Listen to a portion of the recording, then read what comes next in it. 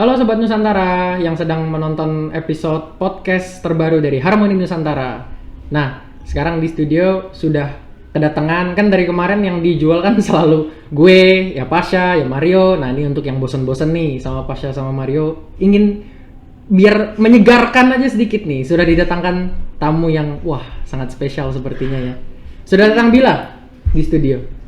Halo, gue Bila. Gimana Bila kabarnya Bil? Baik, alhamdulillah. Lo gimana bang? Alhamdulillah baik. Pressure lo kesini? Ya lumayan. Gue paksa-paksa nggak kesini? Enggak kan? Ada paksaannya sih kayaknya. Aduh ada paksanya. Ntar image gue jadi jelek nih. Jangan enggak gitu dong. Aduh. Tapi gue harus ucapin congratulations dulu ya. Karena sudah keterima di salah satu universitas ternama ya di Indonesia ya. Selamat. Thank you. Selamat. Kalau boleh tahu jurusannya apa, Bil? Gue ngambil manajemen sih. Oh, manajemen. Berarti masuknya FEB ya? Iya, FEB. Ekonomi bisnis ya fakultasnya. Kenapa lo ngambil manajemen, Bil? Realitas sih, gue suka uang. Aduh, lu suka uang? Gue suka uang dan karena ya udah gue pengen aja ada di dunia perekonomian gitu. Cuman buat sekarang ini karena gue masih di batas baru lulus, jadi gue belum memperdalami ilmu ekonomi itu sih. Jadi gue pengen tahu, makanya gue masuk manajemen. Oh, oke. Jadi lu masuk manajemen karena lu tertarik ke arah situ ya. Berarti sama kayak alasan gue masuk ke komunikasi dong ya. Karena gue tertarik ingin apa ya? Kita berdua ingin tertarik memperdalam ke ilmu situ ya. Tapi kalau dari apa? Manajemennya sendiri apa ya? Apa yang lu lihat menarik gitu loh dari rumpun ilmu apa? Dia apa sih rumpun ilmunya? Aktuaria bukan ya? Bukan, dia ke rumpun ekonomi. Ekonomi. Iya, Apa jadi, yang lu lihat menarik? Setahu gue orang yang bisa kan manajemen ya, otomatis dia bisa mengatur banyak hal dari mulai mungkin finansialnya, operasionalnya, terus marketingnya segala macam. Itu tercakup ada di manajemen kan. Jadi gue karena gue penasaran itu, makanya gue pengen masuk manajemen. Soalnya yang gue tahu kalau misalnya gue penasaran nih sama jurusan yang ada yang gue jalanin saat ini, itu gue ngejalaninnya nggak anggot-anggotan. Yang gue harapin ke depannya kayak gitu. Oke. Iya. Tapi menurut gue kalau misalkan emang itu jurusan yang lo pengen dan lo masuk ke situ, tetap semangat sih. Ya, no matter susah-susahnya ya. Tenang aja lah, lo maba-maba seger kayak gini, nikmatin aja dulu masa-masa kuliah. Gue yang udah semester tengah mah udah mulai stres-stresan lah. Ntar lo mengalami nikmatnya stres itu gimana, tugas-tugas. Tapi gue pengen bahas deh, lo pernah cerita beberapa kali sama gue kalau lu itu suka apa ya, nanjak bahasa kekiniannya ya. Iya. Naik gunung. Kalau boleh gue tahu apa nih yang pernah lu tanjakin nih? Kalau kebanyakan sebutin ya 3 atau 5 aja lah. Gue paling jauh baru ke Wonosobo sih, ke Gunung Prau. Oke. Terus rata-ratanya lagi gue ada di sekitar Jawa Barat, Gunung Cikuray. Ya. Terus Gede Pangrango. Oh, Gede ya. Sama Gunung Guntur. Gunung di mana tuh Gunung Guntur? Gunung Guntur tuh, aduh gue spesifiknya juga lupa sih ada di mana. Cuman kalau orang bilang Gunung Guntur tuh kayak duplikatnya Gunung Semeru sih. Jadi kalau misalnya orang yang pengen nanjak ke Semeru, nggak nyampe lari ke Guntur? Iya, kayak latihan dulu lah. Oh, gladi resiknya iya. Sebelum Semeru. Oh, iya. Karena mirip sih, emang treknya yang gue lihat mirip sih. Asik sih. Gue pengen memperdalam ke situ, cuman mageran. Tapi kayaknya asik sih, apa ya? Feel yang lo dapetin, vibe yang lo dapetin dari apa namanya naik gunung, ademnya gunung kayak gimana, suasananya. Tapi emang ya sih kalau misalnya jujur dari gue pribadi ya, gue kalau misalnya ngeliat alam kayak saya lo naik gunung pasti yang lo dapetin tuh kayak ya udah lo indahnya pemandangan tuh lo bisa lihat dari mata lo gitu. Dan itu kayak gue ngerasa tenang gitu, terus kayak Tuhan tuh nyiptain tuh udah bagus banget kayak gini loh, kayak harus lo syukurin dan dengan cara ya udah lo menikmati itu dengan tidak merusak yang ada di sana. Betul, gitu. Jangan mengotori, jangan buang sampah sembarangan segala macem gitu ya. Tapi lu kalau dari segi nanjaknya sendiri lu biasanya nanjak solo atau misalkan sama grup atau gimana? Enggak sih, gue bareng sama grup gue. Jadi dikenalin sama abang kalau misalnya dia punya teman-teman yang suka nanjak, jadi terus gue kayak lo mau ikut apa enggak, jadi gue kayak gue tertarik, jadi gue ikut. Jadi pertama kali lo punya ketertarikan mau nanjak itu karena abang lo juga penanjak, pendaki juga? Iya, abang gue. Asik sih. Gue yang ajarin ke adek gue apa nih, main game paling.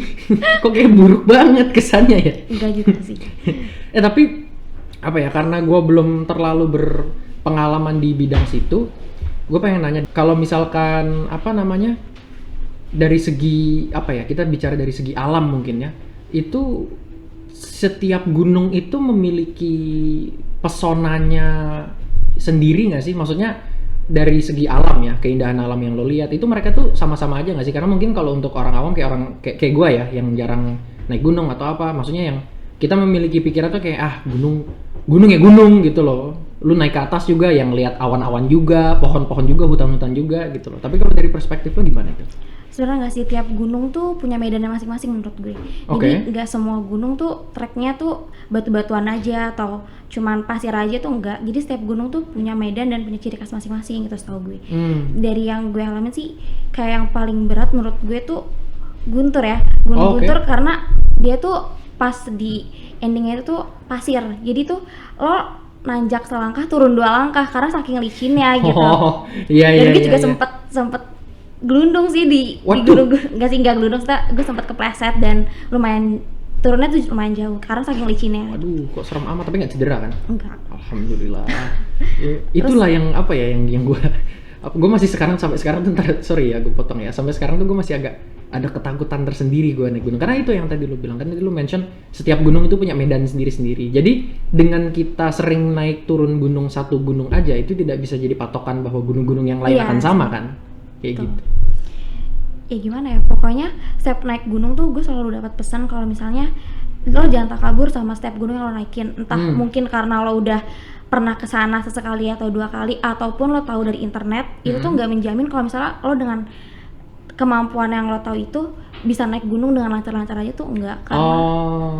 Karena ya pasti pas lo sampai di tempatnya itu udah beda lagi sama apa yang lo bayangin, sama apa yang lo rencanain itu bakal berubah. I see. Jadi apa ya, conditional ya? Iya. Nah itu bagus tuh buat sobat-sobat Nusantara yang pengen lagi ketertarikan mau nanjak nih, naik gunung nih. Jadi walaupun kita tahu banyak di teori, tapi ketika kita praktekin itu bisa beda-beda ya. Iya benar. Berarti sama kayak gue soalnya kalau tentang nanjak-menanjak begitu teorinya doang.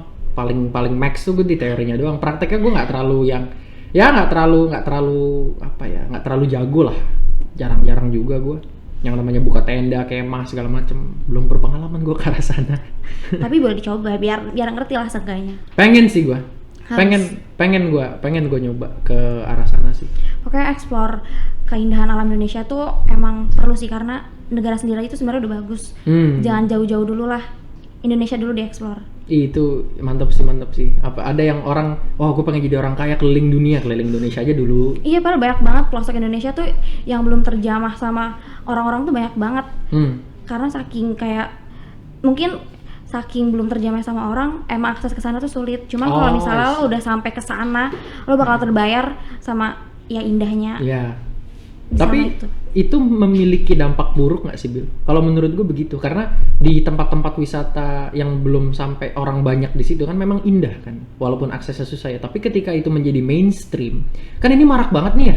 Dari zaman gue SMP kan gue emang sudah tahu tentang nanjak-menanjak, wisata alam segala macam. Banyak pada zaman gue SMP dulu tempat yang orang belum banyak tahu. Tapi begitu makin kesini orang banyak tahu, jatuhnya manusia yang pengen kesana ingin mengapresiasi alam justru malah merusak, menghancurkan gitu loh. Jadi ada yang cuman ibarat pengen foto-foto selfie doang, lu sampai ngerusak kebun bunga, atau misalkan orang-orang yang teledor buang sampah sembarangan, rokok puntung asal buang kayak gitu. Nah itu kan dampaknya juga ada negatifnya gitu loh. Sebenarnya itu balik ke diri masing-masing orang sih. Biasanya orang-orang yang kayak gitu tuh cuman pengen ikut-ikutan tren aja nih, misalnya ada tempat yang bagus gitu kan, kayak gue harus ikut nih gitu, kayak gue pengen tunjukin juga nih kalau misalnya gue juga kesana gitu loh. Mantap. Jadi maksud gue tuh kalau misalnya emang lo pengen ngelihat yang berbau tentang alam gitu, menurut gue tuh gak usah karena lo ikut-ikutan, tapi karena emang lo pengen dan lo menghargai ciptaan Tuhan tuh kayak gitu caranya. Karena emang ada drive dari diri sendiri ya. Berarti bisa di safe to assume lu bukan termasuk orang-orang yang pengejar hype ya, bukan ya? Emang lu passion ya? Bisa dibilang kayak gitu. Oh, alah. Nah, lu berarti kalau masalah nanjak udah cukup sering lah ya? Ya, sekitar 5 kali ya gue bisa nanjak. Oh, oke. Nah, di tengah-tengah pandemi Covid ini sempat nanjak? Belum sempat, karena menurut gue agak ribet dan terbatas juga kan. Nah itu soal aturan naik gunung kayak gitu semenjak pandemi jadi ada perubahan nggak sih? Maksudnya mungkin rombongan yang lo bawa mesti dikecilin, atau misalkan akses ke gunungnya disempit? kapasitasnya. Iya, harus ada. Sekarang tuh izinnya online gitu loh. Jadi terus habis itu harus bawa surat keterangan sehat atau bebas COVID gitu loh. Lo tes dulu kayak antigen atau apa gitu. Jadi biar benar-benar mastiin kalau misalnya lo tuh sehat dan bersih dari COVID. Biar tetap membuat lingkungan itu steril ya, biar nggak tercemar atau apa gitu. Jadi nggak bisa tiba-tiba ujuk-ujuk datang langsung nanjak, itu nggak bisa. Iya. Jadi dari segi perizinan lebih rumit ya, agak dipersulit sedikit ya. Tapi nggak apa-apa lah, itu untuk kepentingan orang banyak juga kan. Menjaga semuanya. Tapi kalau misalkan yang udah vaksin, gimana? Bisa nunjukin surat keterangan sudah vaksin atau gimana? Atau tetap harus antigen? Kayak kalau misalnya udah vaksin, mungkin kalau misalnya udah nunjukin sertifikat mungkin udah boleh kali ya. Soalnya gue belum tahu juga soal kalau misalnya udah vaksin itu gimana, karena gue belum cari tahu karena gue habis ngurusin perkuliahan ini, jadi nggak terlalu fokus ke sana gitu. Iya. Jadi sebelum pandemi pun lu juga udah jarang nanjak ya? Iya, karena kan gue fokus buat ya, betul. Ya bener sih, lu prioritas lu bener lah. Jangan lu mau masuk kuliah malah lu serta-merta seneng-seneng ya kan, naik gunung. Kuliah lu tinggalin segala macam. Jangan kayak gitulah. Berarti apa ya?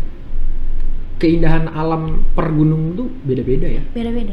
Kayak misalnya yang gue tahu di Gunung Semeru itu yang terkenal tuh gunung Samudra Awan ya, karena kalau misalnya lagi cuaca emang cerah itu emang bener-bener kayak awan tuh bener-bener ada di atas gunung gitu, kita tuh kayak bisa bener-bener kayak dikelilingin sama awan gitu. Asik sih. Apa dingin gimana, lembab atau apa kena? Nggak berasa sih sebenarnya. Gue pernah ngerasain tuh di Cikuray. Tapi nggak sebanyak awan yang kalau misalnya gue nonton di Semeru gitu-gitu. Gitu. Tapi nggak ada rasanya, tapi ya sejuk dan dingin sih. Iya. Soalnya gue kalau gue pribadi kan emang gue pernah ikut orang tua gue beberapa kali bolak-balik Gunung Halimun kan. Kan Halimun itu kan sangat terkenal dengan kabutnya. Jadi kalau udah turun kabut tuh pasti bawaannya tuh dingin ya kan, sebenarnya lembab. Kalau turun kabut buat para pendaki tuh itu tuh halangan sih. Soalnya kita nggak bisa ngelihat jalan dan trek dengan baik kan. Itu bener sih. Kabur banget gitu, bahkan center pun kadang nggak bisa nembus. Iya, bener. Dulu gue pikir orang ngomong gitu lebay loh. Kalau lagi kabutan jarak pandang 5 meter gue. Biasa aja begitu gue ya. Lah kok itu jalanan yang di bawah gue ngeliat sekarang gue enggak. Agak serem juga nih. Ya gue nggak ngebayangin sih rasanya jadi pendaki. Tapi gue penasaran deh. Berarti lu ke nanjak itu baru di Seantero Pulau Jawa aja ya? Iya. Belum pernah keluar ya? Belum. Nah, tapi dari beberapa kali lo nanjak itu, di setiap gunung yang lo tanjakin kelihatan nggak sih culture atau misalkan budaya yang unik gitu loh dari gunung itu? Karena walaupun ini masih tetap di Jawa, tapi kan yang kayak tadi lo bilang lo sempat ke gunung ini, mereka tuh memiliki keunikan atau kebedaan budaya mereka masing-masing nggak sih yang lo lihat ya? Sebenarnya kalau misalnya gue lihat tuh lebih ada di profesi dari tiap gunung itu kan, karena di Gunung Perahu misalnya itu banyak petani buah-buahan gitu. Kayak banyak petani stroberi yang ada di situ, terus sekalian mereka menjajakan penjualannya. Terus kalau misalnya Gunung Cikuray karena jauh dari, maksudnya nggak ada yang kayak perkebunan atau sesuatu yang bisa diolah untuk gitu, jadi nggak ada sih menurut gue. Nggak ada profesi, jadi beda-beda gitu. Jadi mata pencaharian orang-orang lokal itu mengikuti tipe gunungnya kayak apa ya berarti? Iya. I see. Ya, gue juga ngerasa sih di Halimun kan banyak kebun teh. Jadi rata-rata profesi sana kan pemetik teh segala macem gitu. Soalnya Gunung Perahu tuh udah kayak gunung yang terkenal gitu loh, bisa dibilang dia udah jadi tempat wisata gitu loh, karena udah bener-bener rame banget dan di setiap jalan pun udah banyak warungnya gitu sih. Jadi nggak susah-susah lah ya, lapar ya kan, bikin warung melipir mie instan, bikin kopi ya. Yang lebih enak juga Gunung Guntur sih menurut gue, karena dia udah ada toiletnya di atas, jadi kayak enak. Gak usah nyari bersih semak-semak buat bersih lagi. Iya, bersih. Enak. Gue mah kalau misalkan naik gunung gitu terus nggak ada toilet mah ya itu bisa 3 hari gue nggak ke belakang gitu. Gue ngeri kalau ntar gue lagi ke belakang di hutan dicaplok macan gue. Yang anehnya tuh kalau misalnya di Gunung Cikuray tuh gue ngeliat ya, kayak ada pedagang somai satu yang gue temuin nih. Jadi gue tuh pedagang somainya ini tuh gue bareng nih nanjaknya gitu. Ayo Pak, nanjak bareng gitu. Iya nanjak gitu. Terus tiba-tiba gue nggak ngerti, tiba-tiba dia udah hilang. Terus tiba-tiba pas gue baru sampai di pos berapa gitu ya, kan kayak ada beberapa pos itu kan, pas Yeah. gue sampai di pos tengah-tengah dia tuh udah ada, Udah sampai sana. udah sampai dan udah menjajakan somainya itu. Kayak gue nggak ngerti itu apa ada jalan pintas apa dia emang cepet nanjak ya kali ya. Itu kayak cerita bokap tuh. Dulu zaman bokap masih muda, pernah naik gunung, ada kakek-kakek bawa kayu bakar. Misi mas, yo pak, gitu set. Bokap gue capek nanjak, kayak tuh kakeknya turun lagi. Pas bokap gue nyampe, pas itu dia naik lagi. Iya bener cepet banget kayak gitu. Gila ya. Mereka emang apa ya? Mungkin karena emang mereka orang lokal sana, jadi terbiasa dengan Udah medannya. Stamina juga dicocokin gitu loh. Kalau kita orang kota kan ya kemana-mana naik motor. Padahal yang gue liat tuh pedagang-pedagang itu tuh udah cukup berumur gitu lah, kayak misalnya Ya, dibanding kita tuh kayak itu dia. jauh banget gitu, tapi kenapa masih kekuatan mereka. stamina masih kuat banget gitu loh. Kenapa seseger itu? Padahal gue liat kalau dibak-debak juga ngerokoknya kenceng itu. Tapi kok kuat ya? Iya bener. Heran gue yang mengkonsumsi aja kadang suka, aduh paru-paru gue panas. Karena Gak juga kuat. pikir sama orang-orang yang jadi penjaga warung di sana gitu, mereka berangkat dan pulangnya gimana gitu, kayak bisa ada. Ah iya bener ya. Iya bisa ada di sebelum kita sampai, terus masih tetap ada kalau misalnya kita pulang tuh kayak tetap ada gitu. Iya. Tapi kalau dari apa ya, dari segi budaya dalam arti culture, gimana ya? Lu melihat ada perbedaan nggak di setiap gunung? Maksudnya kalau tadi yang lo jelaskan itu kan lebih ke kayak karakteristik ya, Iya. karakteristik sekitaran gunungnya. Tapi kalau dari segi budaya kan, mengingat kita tinggal di Indonesia kan, budaya kita kan banyak ya. Di Jawa pun juga budaya Jawa tidak hanya satu jenis gitu loh, nggak hanya budaya Jawa aja. Dalam budaya Jawa ada budaya yang ini segala macam gitu loh. Apa yang lo lihat dari apa ya, gunung-gunung yang pernah lo datengin? Menurut gue pas gue naik Gunung Gede Pangrango, itu kan situ katanya tuh kan bekas kerajaan gitu kan. Jadi tuh di situ tuh beberapa nama-nama posnya tuh unik gitu. Oke. Dan dari dengar dari cerita teman gue tuh kayak banyak yang denger kayak suara kuda atau Idih. suara kerincing gitu. Asik kayak nih. kayak yang menurut gue mungkin mistis kali ya, tapi menurut beberapa orang tuh itu tuh kayak lo tuh ditunjukin nih kalau misalnya emang situ pernah ada kehidupan gitu. Oh, I see. Tapi emang bener yang lo bilang tadi, Iya. itu sudah masuk ke ranahnya mistisisme, betul. Tapi apa ya? Itulah yang dilihat menarik gitu loh. Yang menarik dari gunung-gunung yang apa ya, yang Indonesia punya gitu loh. Setiap gunung walaupun dia tetap satu rumpun budaya Jawa atau Pulau Jawa, mistisismenya kan beda-beda. Iya, bener. Kepercayaannya beda-beda gitu. Berarti kita apa ya, sebagai warga Indonesia itu patut bersyukur ya. Harus banget bersyukur sih. Karena apa ya, ke variasi keindahan alam yang kita punya, mulai dari pantai sampai gunung sampai daerah perhutanan, itu apa ya, walaupun terlihat monoton untuk orang yang tidak sering ke daerah sana, tapi mereka memiliki ciri khas masing-masing, memiliki karakteristik masing-masing, keunikan masing-masing, dan keindahan dan keunikan itu tidak akan bisa kita cari di tempat lain, dan kita nggak akan bisa ngerti ini uniknya di mana, indahnya di mana kalau kita nggak datang langsung ke lokasi. Iya, gue setuju juga sama apa yang lo bilang. Tapi menurut gue juga siapa lagi sih yang bakal melestarikan, yang bakal melanjutkan tradisi-tradisi dan ciri khas ini kalau misalnya bukan kita sebagai para pemuda dan pemudi Indonesia, ya nggak sih? Kayak apa ya? Ya kalau bukan kita nggak mungkin orang tua ya mungkin udah beda kapasitas sama kita kan.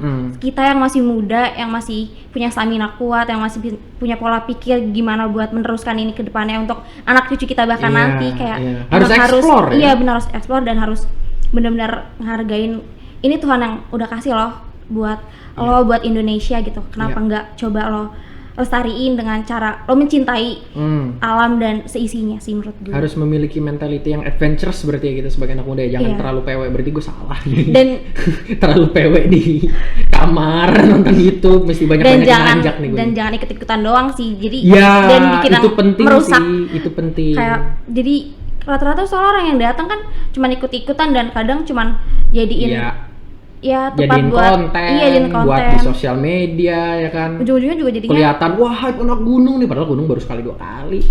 Kadang tuh orang yang naik gunung tuh kalau misalnya turun tuh kayak ngebawa gue nih anak gunung gitu, udah keren, gue udah naklukin di satu gunung, itu, ngebawa sosial. Dirinya kayak gue keren anak gunung gitu, padahal sebenarnya nggak kayak gitu. Padahal mah katro. Cukup kalau misalnya menurut gue ya, gue dengan ngeliat keindahan Indonesia aja, ngeliat gunung-gunung beberapa yang emang gue bikin gue tenang, itu udah lebih cukup dari buat gue. Betul. Tapi apa ya yang gue tangkap dari tadi lu ngobrolin sama gue itu, esensi kita dari nanjak dan daki gunung itu kan nggak cuma apa ya ngecek Alam keindahan, ngecek beauty kan, tapi apa ya pengen cari tahu tentang culture setempat nggak sih, budaya setempat. Iya, menurut gue selain kita tuh dapat keindahan dari gunung-gunung yang kita singgahin, yang kita jajaki ini tuh, kita tuh bisa ngedapetin beberapa budaya baru, beberapa karakteristik baru yang sebelumnya itu belum pernah kita tahu gitu. Kalaupun bahkan kalau misalnya kita baca buku, paling cuman lihat, nggak pernah, tapi nggak pernah tahu dengan bener gitu. Tapi kalau misalnya lo datang ke tempatnya langsung dan lo ngelihat gimana di sana budayanya, terus karakteristiknya dan ciri khas dari masing-masing gunung itu bakal lebih kena sih di diri lo sendiri gitu. Jadi kayak lo ingat, oh di gunung ini tradisinya kayak gini, norma-normanya kayak gini, terus kayak misalnya jadi emang ada sesuatu yang lo dapetin dari naik gunung sih, kayak banyak hal baru. Harus datang langsung kan nih. Kembali yang tadi gue mention, kita dengan melihat apa ya cerita atau melihat thread di social media atau misalkan baca di berita atau nonton di YouTube, feel-nya tuh nggak akan sama dibanding sama kita datang ke sana langsung. Bener. Nah tapi ngomongin norma-norma yang tadi tuh, gue pengen nanya deh, lu sebagai seorang pendaki, orang yang sering nanjak, berarti yang namanya apa ya, menumbuhkan sifat harus toleran, harus apa ya, lu harus menuruti dan mengikuti norma-norma daerah yang ada di situ, itu kewajiban dong. Iya benar. Ya nggak sih? Karena kita nggak hanya mentok di jangan buang sampah sembarangan, jangan buang air sembarangan. Kan setiap daerah atau setiap gunung itu kan memiliki aturannya masing-masing, norma-norma masing-masing gitu loh. Nah itu gue ngeliat dan gue pernah ngobrol juga sama ya beberapa orang yang gue kenal dan suka nanjak juga, mereka justru malah dikasih kayak gitu, bukannya mereka turutin, malah mereka coba untuk langgar gitu loh, karena mereka sok skeptis. Jadi yang katanya kalau misalkan di gunung A nggak boleh pipis di bawah pohon, gue pipisin tuh pohon gitu loh. Itu kan salah, nggak boleh kan kayak gitu. Walaupun mungkin apa ya, niat lu pengen ngebuktiin ini tuh bener apa enggak sih, tapi dengan adanya norma itu aja itu sudah membuktikan bahwa ada gitu loh, dan itu cukup sampai di situ aja, nggak usah lu tantang-tantang, nggak usah lu langgar. Sebenarnya yang kayak gitu tuh emang salah sih, kayak misalnya orang udah jelas-jelas dikasih tahu misalnya aturannya tuh kayak gini, di setiap gunung tuh aturannya A, B, C, tapi kadang orang tuh nggak mematuhi itu loh, karena mereka mikir kalau misalnya gue ngelakuin hal yang dilarang nih, kalau misalnya emang nggak kejadian ya berarti gue keren gitu, berarti apa yang dibilang dan apa yang dibikin peraturan itu tuh nggak benar, cuman buat nakut-nakutin aja gitu. Karena banyak banget yang gue lihat, kalau misalnya kan ada tuh beberapa gunung yang kalau misalnya nggak boleh teriak, nggak boleh manggil apa gitu, tapi itu dilakuin, bahkan dijadiin lelucon gitu loh. Iya. Soalnya gue pernah dapat cerita juga dari beberapa orang yang gue kenal, asal ngomong biasa di gunung, gue pengen ketemu macan deh, gue pengen ngeliat macan kayak gimana, kan dimarahin sama rombongannya, datang macan beneran gitu loh. Kan dari situ aja kan kita sudah apa ya gunung itu kan kalau gue melihatnya itu suatu tempat yang indah ya kan, yang sakral dari dulu sudah ada dan memiliki mistisisme yang kuat gitu loh. Bener. Dan mereka ini aturan-aturan ini sudah ada jauh sebelum kita lahir gitu loh. Jadi lu kasarnya baru anak kemarin sore kan, tau lu main nantang-nantang kayak gitu, kurang ajar. Itu nggak boleh kayak gitu. Lebih tepatnya kayak gitu, lebih ke pengen ikut-ikutan yang kayak cari sesuatu yang sok keren, sok keren aja gitu, kayak gue naik gunung ya gue juga bisa ngelakuin hal-hal yang dilarang gitu loh. Sok-sok ngelarang, sok-sok ngelakuin, begitu kena imbasnya nangis-nangis, minta tolong. Karena tuh sebenarnya dapat balasannya tuh nggak di saat itu juga gitu loh. Karena biasanya tuh dapat balasannya tuh setelah lo turun dari gunung atau lo setelah sampai rumah gitu, lo baru berasa kayak oh gue ternyata ngelakuin itu salah gitu. Jadi nggak dibayar DP tunai lunas, enggak, entaran gitu loh. Itu parah sih, nggak boleh tuh kayak gitu. Tapi apa ya, sekiranya sampai sini aja dulu kali ya ngobrol-ngobrol kita tentang gunung nih ya. Gue soalnya pengen banget lanjut ngobrol, cuman gue takutnya ntar apa ya, terlalu ke gunungisme terlalu elah ngomongin gunung mulu. Tapi menurut gue ini suatu hal yang asik dan suatu hal yang harus dieksplor gitu loh, karena kita harus sadar bahwa keindahan Indonesia nggak sampai di daerah-daerah yang populer aja gitu loh. Banyak tempat-tempat yang kita belum tahu dan itu juga harus dieksplor. Kita harus melihat datang langsung kayak apa gitu loh. Jadi kita juga harus bersyukur dan apa ya, bisa dibilang berterima kasih juga untuk pemerintah karena telah melestarikan daerah itu. Benar. membuat itu aman dan tetap nyaman untuk didatengin segala macem gitu loh. Itu kan penting. Apalagi buat kita muda-muda kan. Jadi jangan terlalu nyaman di zona nyaman kita lah. Semoga dengan gue cerita kayak gini, lo bisa tiba-tiba, Bil, gue naik gunung nih hari ini gitu ya. Nah, justru tiba-tiba nanjak gitu. Ntar nanjak, gue ini deh, gue kadang ntar ini deh. Ajak sesekali, gue gitu. Bukan iya, gue minta deh nanjak bareng yuk sama siapa gitu. Boleh. Paling nggak kan lu udah mulai berpengalaman nih ya, lu bisa jadi suhu gue lah. Naik gunung harus gak jadi suhu juga. Ya harus ngasih tahu gue lah. Tapi thank you banget ya Bill ya. Thank you juga udah ngundang gue kesini. Thank you banget udah main, walaupun agak-agak borderline low-key maksa kesini. Tapi nggak apa-apa. Okay. Ini menurut gue apa ya? Ini sebuah pengetahuan baru bagi gue, dan gue yakin juga sobat-sobat Nusantara yang nonton juga banyak yang ternyata budaya Nusantara tuh nggak cuman di mana ya, nggak cuman di daerah yang kita tahu aja gitu loh. Itu di gunung juga ada, di daerah pantai juga ada. Kalau lo misalkan anak pantai ya gue ngomongin tentang pantai, sebetulnya lebih next time kita ngomongin pantai asik kali ya. Lumayan sering ke pantai sih, tapi gue nggak yang terlalu edik banget gitu. Nggak apa-apa, episode selanjutnya ngomongin pantai nih. Asik nih. Thank you Bila, udah mau main-main ke studio. Terima kasih juga untuk Sobat Nusantara sudah stay tune di episode ini. Semoga episode ini bisa ada 1-2 manfaat yang bisa kita tarik dari episode ini.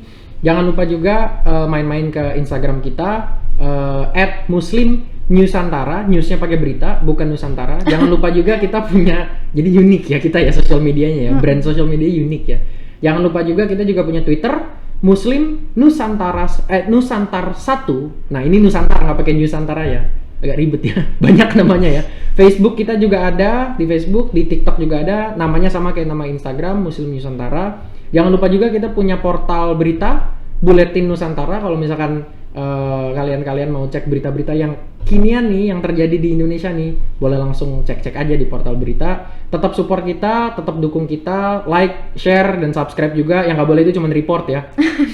Like, share, subscribe biar kita tetap bisa berkreasi, tetap ngasih episode-episode podcast yang berwawasan lah, bisa nambah wawasan orang kalau nonton. Terima kasih Sobat Nusantara sudah stay tune.